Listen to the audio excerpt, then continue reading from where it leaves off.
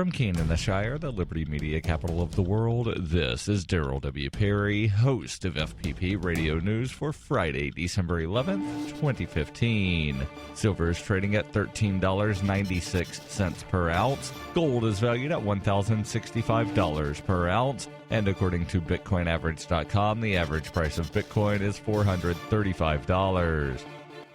Antiwar.com reports from the formation of AFRICOM in 2006, the Pentagon has had designs on having permanent bases in and around Africa, and since 9/11 they've been building up their presence across the Middle East. That constant growth is continuing, but now with the Islamic State as the excuse. Citing the regional ambitions of the Islamic State, the Pentagon is renewing its push for bankrolling of a stream of new bases, some of them massive permanent bases in war-torn countries that would put additional U.S. forces across myriad sites from Spain to Afghanistan. Pentagon officials downplayed how much effort would be needed to expand its number of bases in Africa, noting it secretly set up shop in a bunch of these sites at any rate, converting apparently civilian airstrips in several nations into sites from which to launch surveillance flights. One of the most ambitious bases would be in Erbil, the capital of Iraqi Kurdistan, where the Pentagon wants a hub for its base across the region. The establishment of a permanent major base in Erbil would all but guarantee that the U.S. would be brought into any attempted secession by the Kurdistan government, which has been openly talking of secession for years. In many cases, the bases appear totally unrelated to the Islamic State at all, with the Spain base, for instance, targeting northwestern Africa, where the Islamist groups are overwhelmingly Al-Qaeda affiliates, not affiliates of the Islamic State.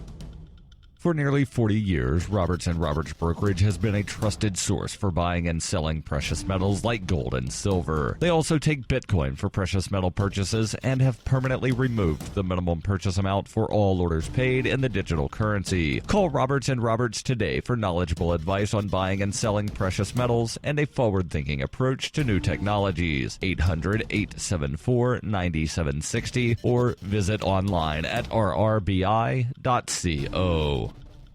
Reuters reports the Republican-run House of Representatives on Thursday blocked a Democratic effort to consider bipartisan gun control legislation in the wake of repeated high-publicized mass shootings in the United States. Voting along party lines by 242 to 171, the House blocked the effort by Minority Leader Nancy Pelosi to bring to the floor a bill that would allow the government to ban anyone on a no-fly list from legally purchasing a firearm. Pelosi said, "It is shocking to the American people that Congress refuses to keep guns out of the hands of those on the FBI's terrorist watch list," arguing for consideration of the bill by Republican Representative Peter King and co-sponsored by many Democrats. Pelosi said it was a disgrace that Congress had not taken any action since the shooting death of 20 children in a Connecticut school 3 years ago. But her motion was ruled out of order and the House voted to table her appeal, blocking her effort.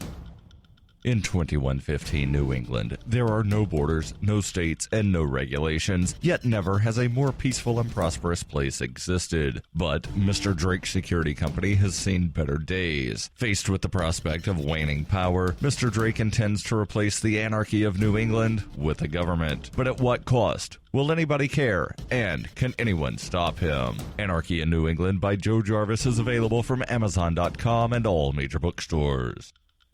UPI reports a New Jersey man who says he killed a man who molested him as a child was sentenced to prison on Thursday and even had the judge apologizing for the punishment. Clark Fredericks was sentenced Thursday to serve 5 years at the New Jersey State Prison for the 2012 stabbing death of Dennis Pegg. Superior Court Judge Thomas J. Critchley handed down the sentence and said 85% of it must be served before Fredericks, who has already served more than 3 years, is eligible for parole. That means Fredericks will be behind bars for at least another year. In a highly unusual move, Critchley told the 50-year-old Fredericks he was sorry to have to deliver the sentence, but noted that a crime is a crime and he presides over a society of laws. Fredericks was arrested in 2012 after stabbing Pegg 30 times in retaliation for sexual abuse he says he received as a child. Critchley says, "I don't feel like I'm sentencing someone who was committed to a criminal lifestyle. What happened to him as a child made him snap." Critchley said he even felt tempted to free Fredericks from custody but felt an obligation to deter other potential perpetrators of similar crimes.